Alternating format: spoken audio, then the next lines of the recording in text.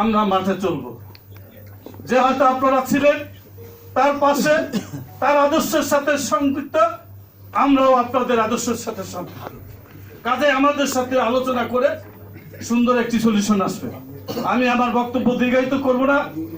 যে যা হারিয়েছি এটা আর ফেরত পাবো না, কিন্তু আমরা লালন করে সেটাকে প্রমাণ করতে হবে যে সত্যিকার অর্থে আমরা তাকে ভালোবাসি।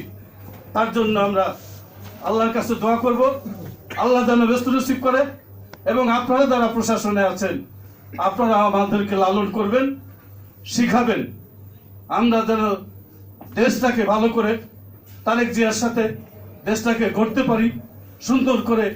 সেই কাজে যেন বাংলাদেশের 18 লক্ষ কর্মচারীরা কাজ করে দেশের উন্নয়নের জন্য, রাষ্ট্রের উন্নয়নের জন্য, সরকারের জন্য।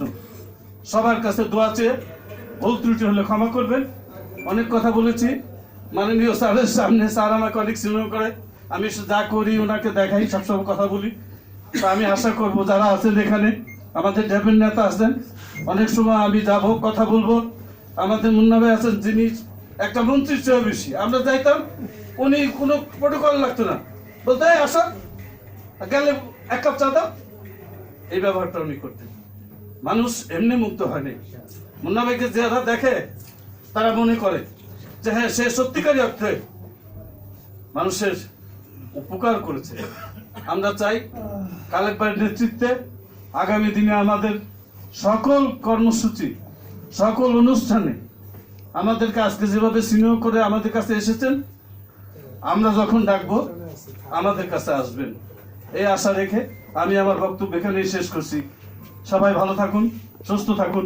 ধন্যবাদ সবাইকে।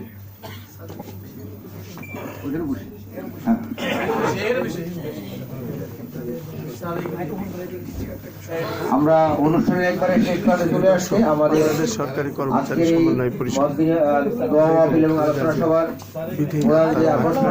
প্রধান আলোচক আমাদের সম্মানিত কর্মপ্রদাতা বাংলাদেশ সরকারের সম্মানিত সিনিয়র সচিব